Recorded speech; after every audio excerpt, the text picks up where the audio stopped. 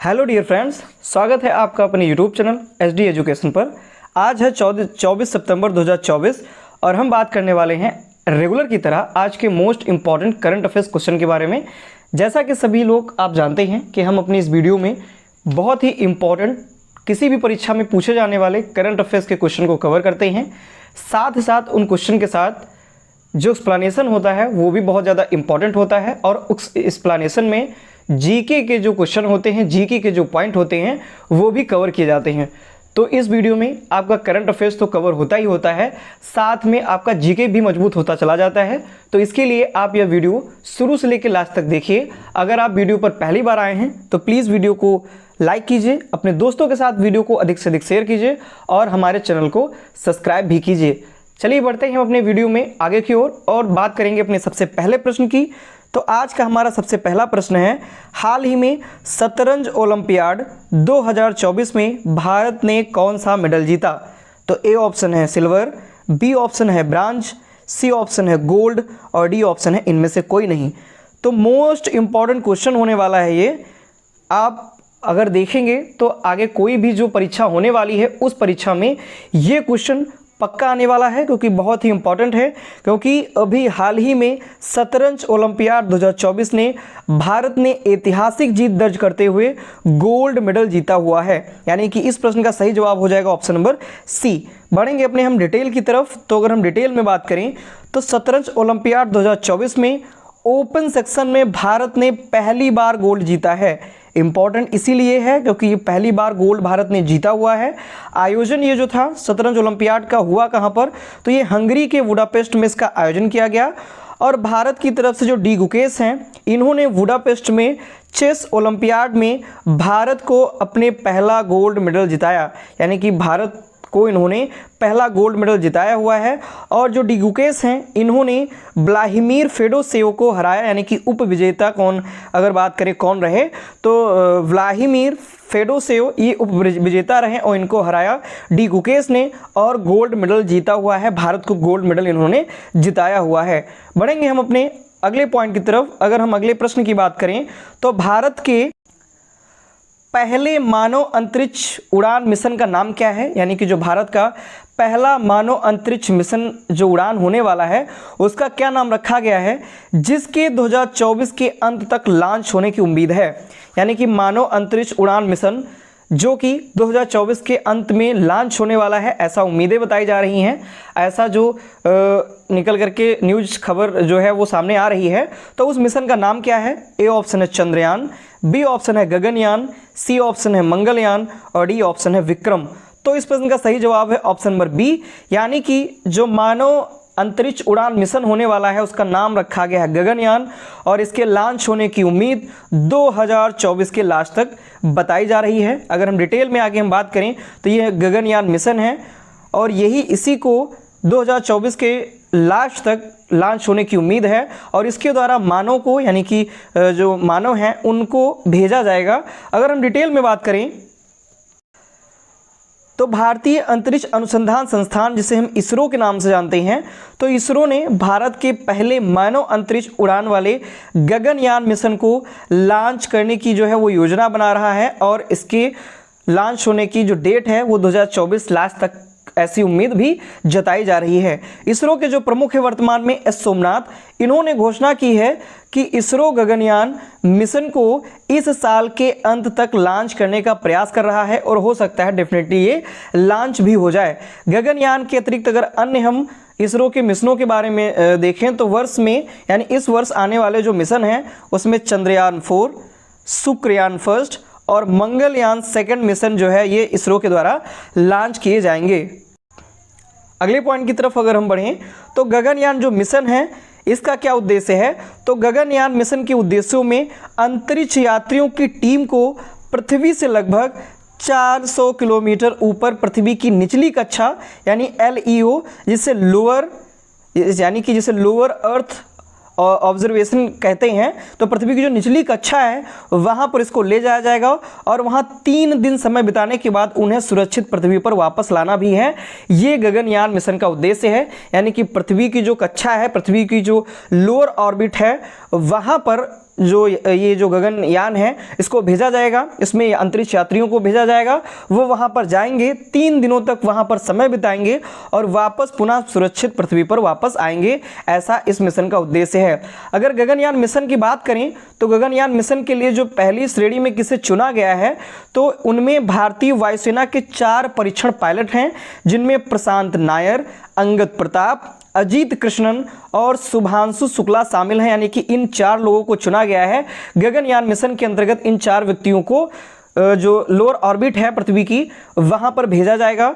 इस मिशन को heavy lift launcher यानी कि LVM-3 रॉकेट से लॉन्च किया जाएगा। बहुत ही ज़्यादा इंपॉर्टेंट है ये सारा डेटा, बिल्कुल भी पूछे जाने की पूरी उम्मीद है और इम्पॉर्टेंट तो है ही। तो LVM जिसे हैवी लिफ्ट लॉन्चर है जो कि LVM-3, इस रॉकेट से ये जो मिशन है गगनयान मिशन इसको लॉन्च किया जाएगा। बढ़ेंगे हम अपने नेक्स्ट क्वेश्चन की तरफ। हमारा अगला क्वेश्चन है, तो क्वेश्चन है हाल ही में कहाँ नवनिर्मित सिद्धेश्वरी मंदिर का उद्घाटन हुआ।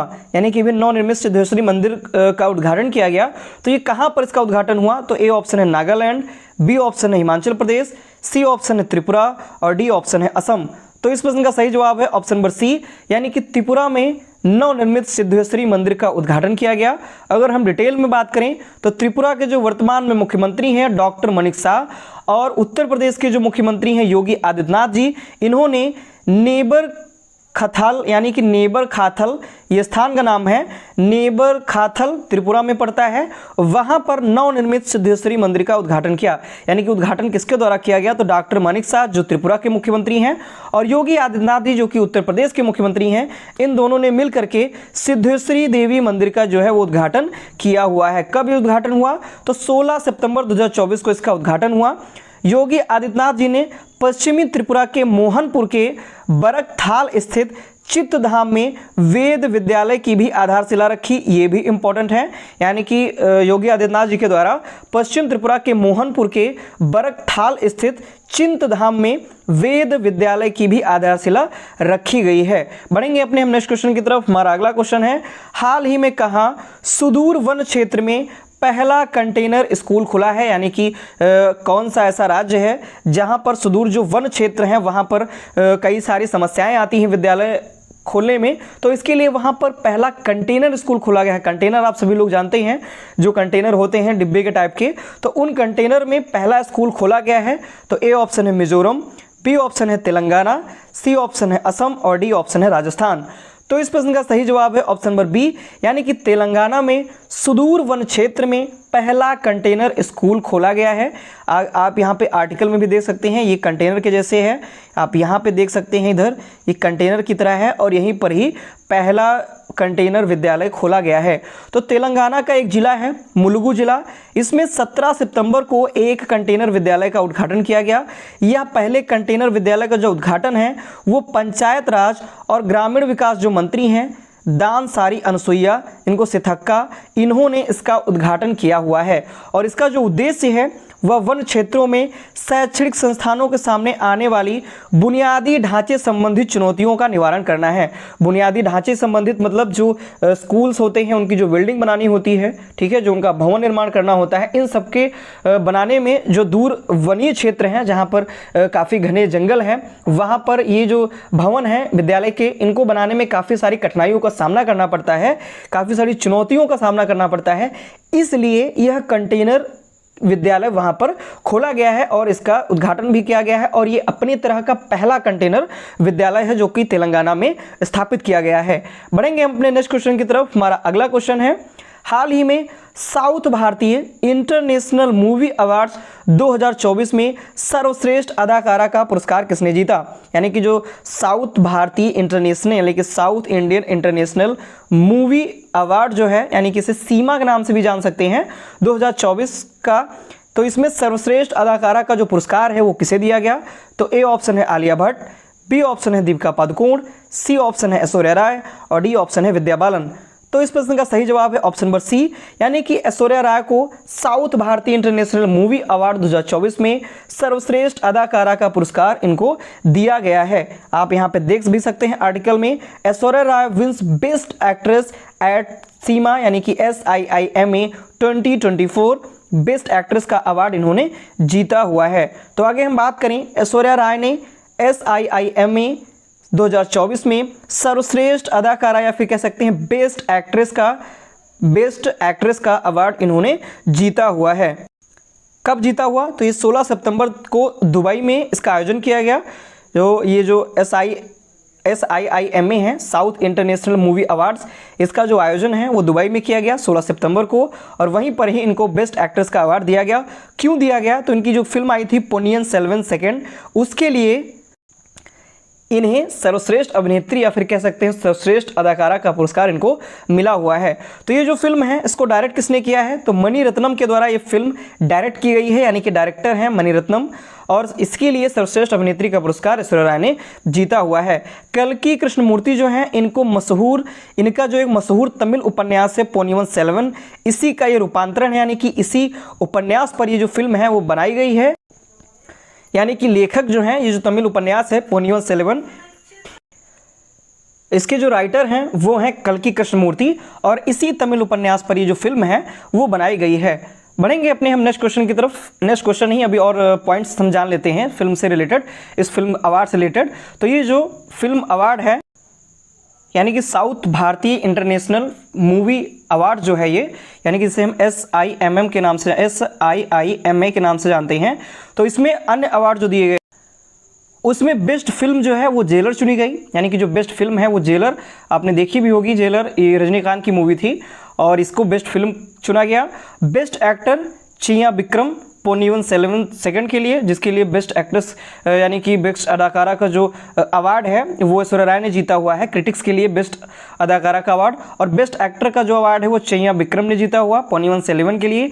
बेस्ट एक्ट्रेस के लिए नयनतारा अन्नपूर्णानी फिल्म के लिए। बेस्ट अभिनेता क्रिटिक्स के लिए शिव कार्तिकेयन मावेरन जो फिल्म आई थी उसके लिए।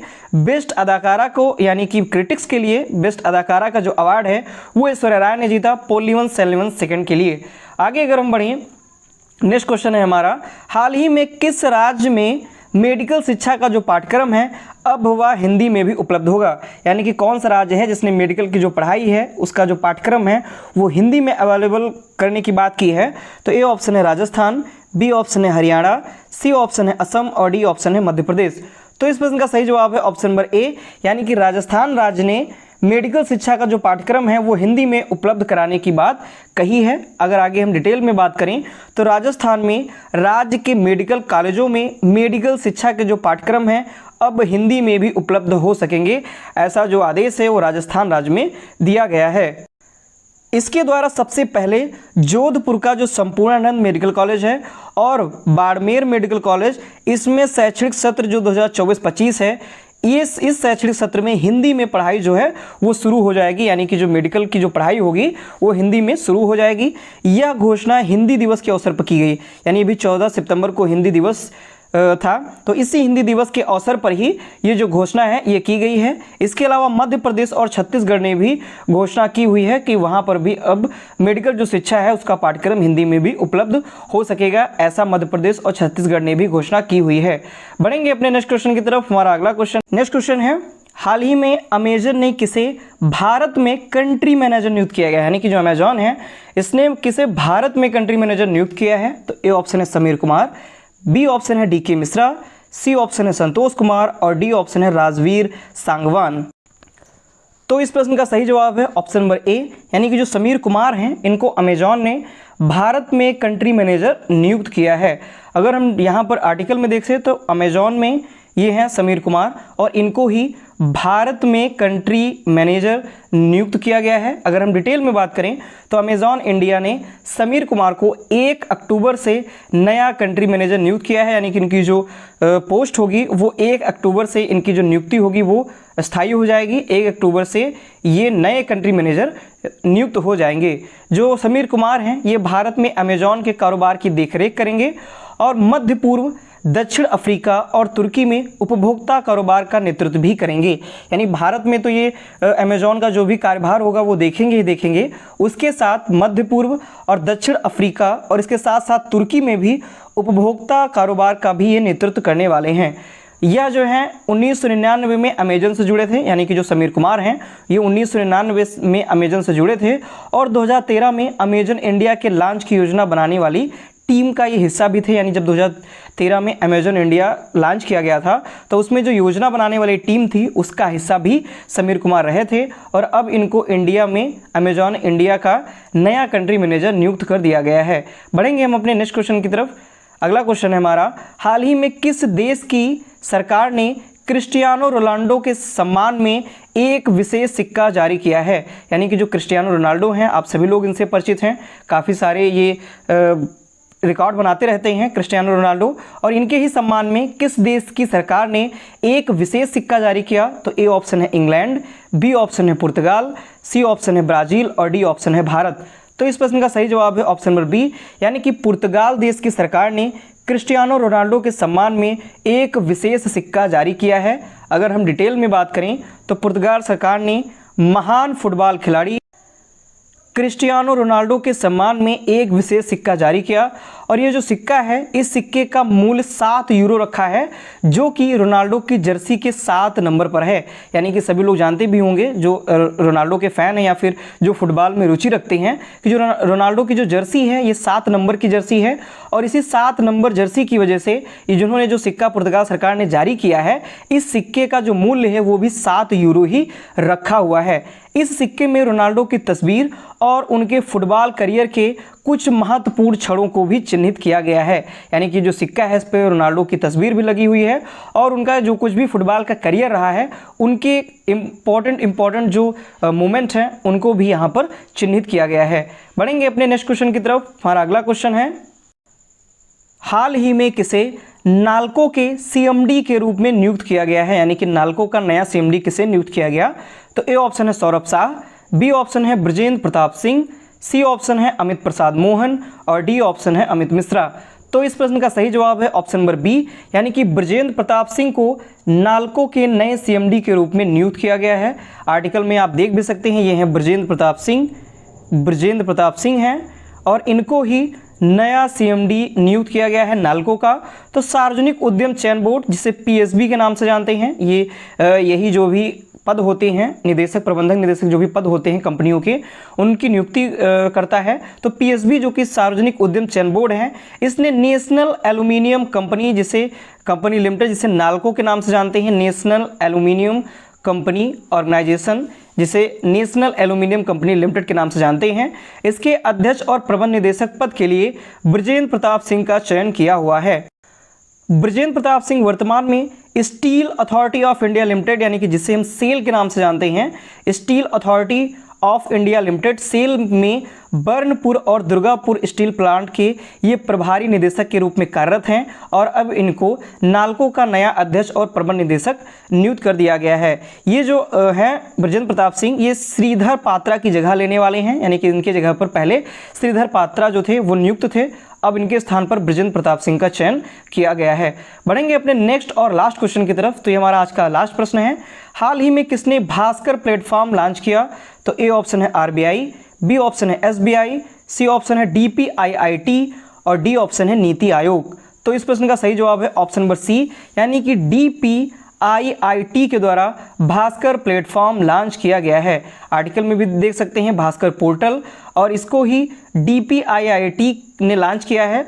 तो भास्कर, जिसे Bharat startup knowledge access registry के नाम से जाना गया, यानी कि भारत स्टार्टअप एक्सेस रजिस्ट्री, ये इसका फुल नाम है, और इस पोर्टल को केंद्र सरकार ने स्टार्टअप के लिए लॉन्च किया है। यानी कि जो कुछ भी स्टार्टअप करना चाहते हैं, नया स्टार्टअप स्टार्ट करना चाहते हैं, उन सभी के बारे में स्टार्टअप को लॉन्च करने के लिए यह जो पोर्टल है इसको केंद्र सरकार के द्वारा लॉन्च किया गया, जिसका उद्देश्य देश के तेजी से बढ़ते स्टार्टअप इकोसिस्टम को एकीकृत करना है। यानी कि देश का जो स्टार्टअप इकोसिस्टम है जो कि काफ़ी तेज़ी से बढ़ रहा है, उसको एकीकृत करना इसका प्रमुख उद्देश्य है।